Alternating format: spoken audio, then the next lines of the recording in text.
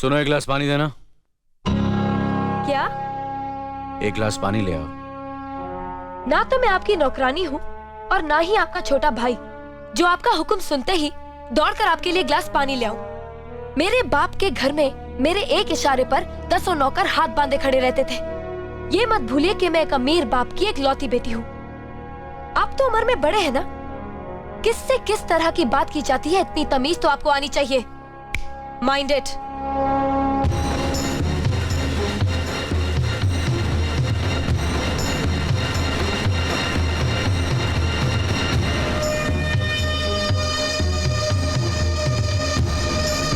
मालिक, छोटी बहू की बात का बुरा मत मानना, नादान है, बच्ची है। गलती हमारी है मुनीम जी। हमने ऐसी लड़की को काम करने को कहा जिसे काम करने की आदत ही नहीं है। बड़े भैया, पानी। नकुल, वो ट्रैक्टर रिपेयर करवा लिया ना? जी करवा दिया।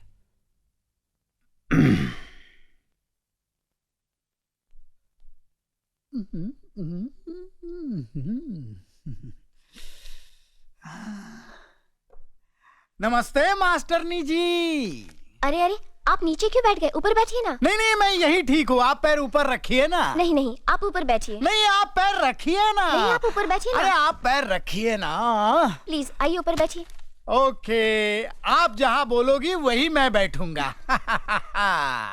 अपनी इस पहली मुलाकात की मिठास काफी दिनों तक मीठी रहे, इसलिए मैं आपके लिए मिठाई लाया हूँ। Thank you. किसी ने सच ही कहा है कि जवानी में जवान लोगों से ही दोस्ती करनी चाहिए। देखो ना, हम दोनों कितने जवान लग रहे हैं, तरोताजा लग रहे हैं, फ्रेश लग रहे हैं, बिल्कुल एक दूसरे के लिए। नहीं, आपकी हंसी बहुत खूबसूरत है, लेकिन आप हंस क्यों रही हैं? आपकी बातें सुनकर। अच्छा अच्छा। अभी आप कह रहे थे कि आप अभी तक जवान हैं। यस। और मैंने सुना है कि आपका एक बेटा है 30 साल का। मेरा बेटा? हाँ। उस हरामी को तुम मेरा बेटा समझती हो? वो तो मुझे कुंभ के मेले में मिला था, कुत्ता समझकर पाल लिया। मास्टरनी जी, मैं अभी तक शुद्ध कुंवारा हूँ। अभी पोल्यूशन की वजह से नमक थोड़ा कम हो गया है, बूढ़ा दिखता हूँ, लेकिन जवानी अंदर से झूले पे झूल रही है, बिल्कुल झूल रही है। अच्छा है? कौन से कोने में जवानी झूल रही है बाप के दिने? जरा बता मुझे। हैं?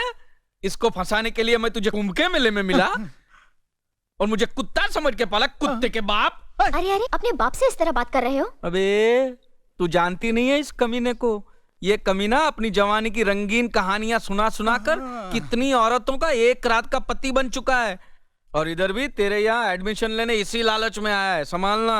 शर्म करो, ये तुम्हारे बुजुर्ग हैं। क्या हुआ? पित्त के कारण मेरे बाल थोड़े सफेद हो गए तो मास्टरनी मुझे बुजुर्ग कह रही है।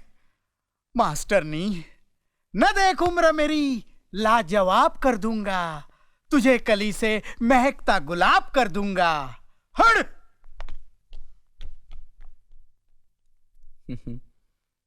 तुम तो दरिया हो, समंदर हो। तुम्हारे अंदर पहले से ही INS अर्जुन नाम का जहाज डूब चुका है। फिर ये मेरे बाप जैसी छोटी मोटी कश्तियां डुबोने से क्या मिलेगा? छोड़ दो बेचारे को, माफ करो, आगे बढ़ो, जाओ। हाँ, अजीब बाप बेटे हैं।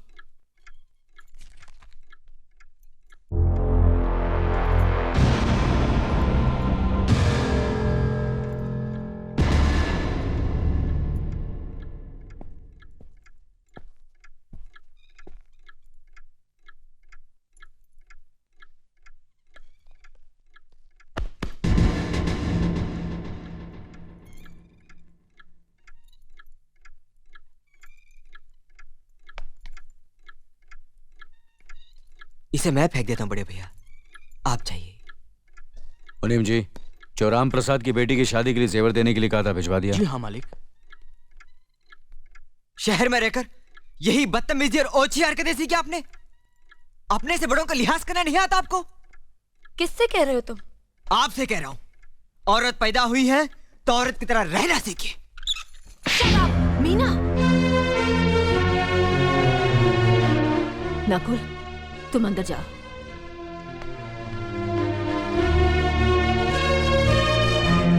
पागल हो गई हो तुम? औरत होकर एक मर्द पर हाथ उठाती हो? इतनी ऊंची घराने की बहू होकर ऐसी नीच हरकत, शर्म नहीं आई तुम्हें? कौन सा ऊंचा घराना? ये जहाँ सिर्फ एक आदमी राजा है और बाकी सब उसके गुलाम। मीना, चिल्लाइए मत। आप मेरी सास नहीं है। जिस तरह आप इस घर की बहू है वैसे मैं भी हूँ। बहू हो तो बहू की मर्यादा में रहो। मर्यादा की रस्सी में तो आप जैसी जाहिल और गवार औरतें बनती हैं। मुझ जैसी पढ़ी लिखी मॉडर्न जमाने की लड़की नहीं। Uneducated idiots. Excuse me. I am not an illiterate. I am a graduate from the University of Allahabad. I am aware of the modernization of women, but I have not forgotten my culture, my customs, my traditions and my values. And most of all, I'll never ever forget that I am an Indian woman. Modern जमाने की औरत भी औरत ही होती है। उसे भी मर्द ही ब्याह कर ले जाता है, मर्द को ब्याह कर वो नहीं ले जाती। जमाने ख्याल और लिबास बदल देते हैं, औरत की शरीर की बनावट नहीं। लोग तुम्हारे ख्याल की लड़कियों को लज्जत का सामान भले ही समझते हो, इज्जत के काबिल कोई नहीं समझता। इज्जत आज भी उन्हीं औरतों की होती है जिनकी आंखों में हया हो, लाज हो, शर्म हो। हम नहीं कहते कि तुम बंदिशों में रहो, लेकिन अपने दायरे की सीमा को मत भूलो। लड़की जब अपने माँ बाप के घर होती है तब उसके कांधों पर अपने ही घर की इज्जत का बोझ होता है, लेकिन जब वो बहू बनकर ससुराल जाती है तब उसके कांधों पर एक नहीं 2 परिवारों की इज्जत का बोझ होता है। आज जिस तरह तुमने नकुल को तमाचा मारा, अगर उसी तरह उसका भी हाथ उठ जाता तो तुम्हारी क्या इज्जत रह जाती? कभी सोचा तुमने? क्या बात है मीना?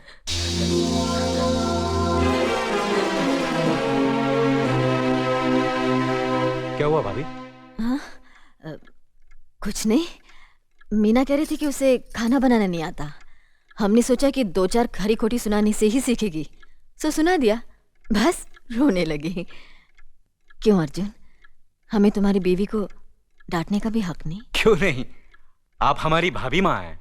आप मार सकती हैं, डांट सकती हैं, कुछ भी कर सकती हैं।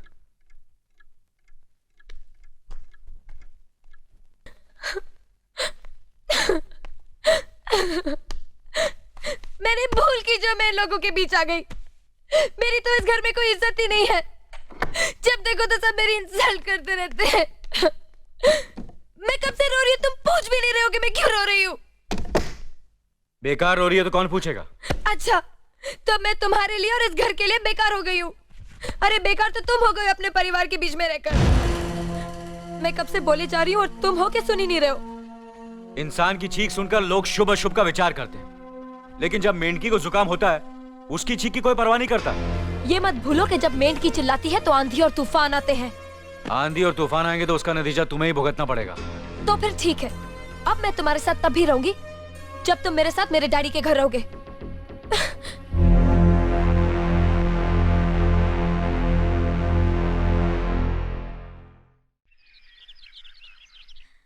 हमारी मीना बहुत प्यारी बच्ची है, लेकिन उसमें अभी भी बचपना है। हमारे तौर तरीकों को नहीं जानती है ना, लेकिन आहिस्ता आहिस्ता हम उसे सब सिखा देंगे।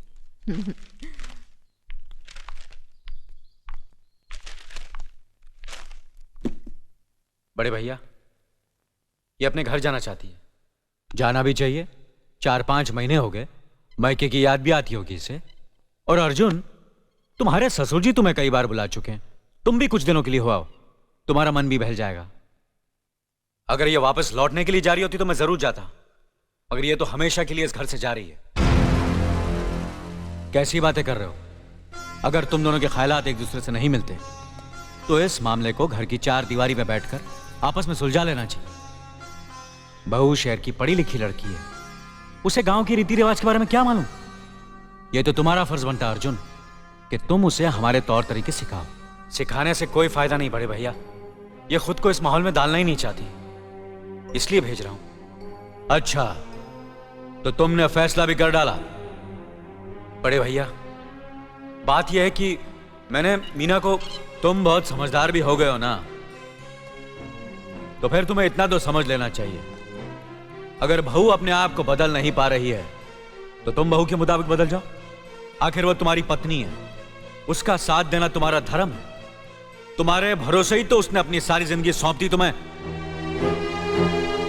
अर्जुन, मेरे दर्द पर तुम तड़प उठोगे, तुम्हें तकलीफ होगी तो मैं रो दूंगा, क्योंकि हम दोनों एक ही मां की संतान हैं। खून का रिश्ता है हमारा, मगर पत्नी का नाता उससे कहीं ज्यादा गहरा होता है, क्योंकि वो पराए घर से आकर अपनों से कहीं ज्यादा अपनी हो जाती है, परछाई बन जाती है हमारी। पति शरीर है तो पत्नी उसकी आत्मा है। पत्नी ही पति के जीवन को सही अर्थ देती है, उसे कामयाब बनाती है। पत्नी के बगैर पति बेजान और बेमाने हो जाते हैं। अगर आज तुम अपनी पत्नी को हमेशा के लिए उसके मायके छोड़ाओगे तो यह गांव, यह समाज क्या कहेगा हमारे बारे में? जरा सोचो अर्जुन, न्याय के सिंहासन पर बैठकर जो लोगों के अच्छे बुरे का फैसला करता है, अगर उसी के घर में नाइंसाफी होगी तो लोग हंसेंगे हम पर, किसी को मुंह दिखाने के काबिल नहीं रहेंगे हम। बड़े भैया, मुझसे भूल हो गई, मुझे माफ कर दीजिए। मुनीम जी। जी मालिक। जायदाद के दस्तावेज लाइए। जी अभी लाया। बहू, पति ही पत्नी की असली शक्ति होती है। हमारे पुरखों ने कुल धर्म पत्नी के बारे में कहा है, जो पति के काम में उसकी मददगार हो, उसे अच्छी सलाह दे, जो दासी की तरह उसकी सेवा करे, मां की तरह उसे खिलाए पिलाए, लक्ष्मी का रूप हो और धरती की तरह उसमें सहन शक्ति हो, वही आदर्श पत्नी होती है।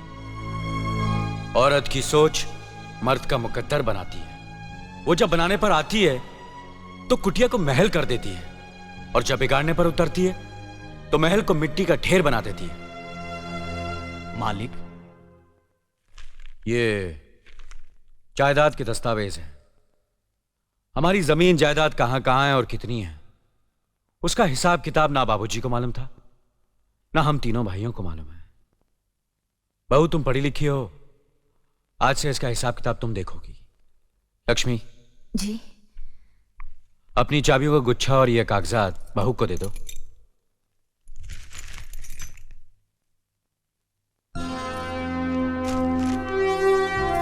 आज से तुम इस घर की मालकिन हो। तुम जहां कहोगी, जिस कागज पर कहोगी, हम तीनों भाई चुपचाप आंख बंद करके दस्तखत कर देंगे। जैसा कहोगी वैसा ही करेंगे। बस एक ही विनती है बहू, हम तीनों भाइयों को अलग करने का ख्याल अपने मन में कभी आने मत देना।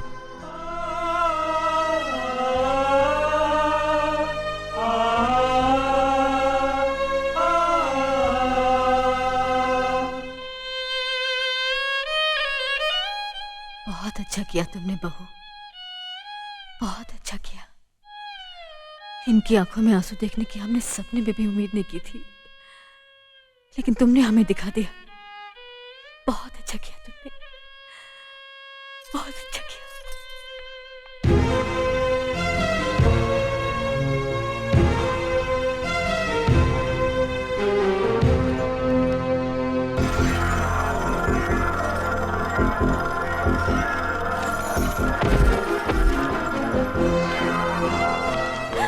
मीना, मीना, क्या हुआ बहू?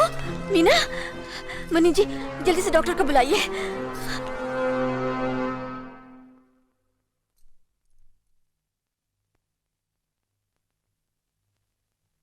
घबराने की कोई बात नहीं, ये माँ बनने वाली है।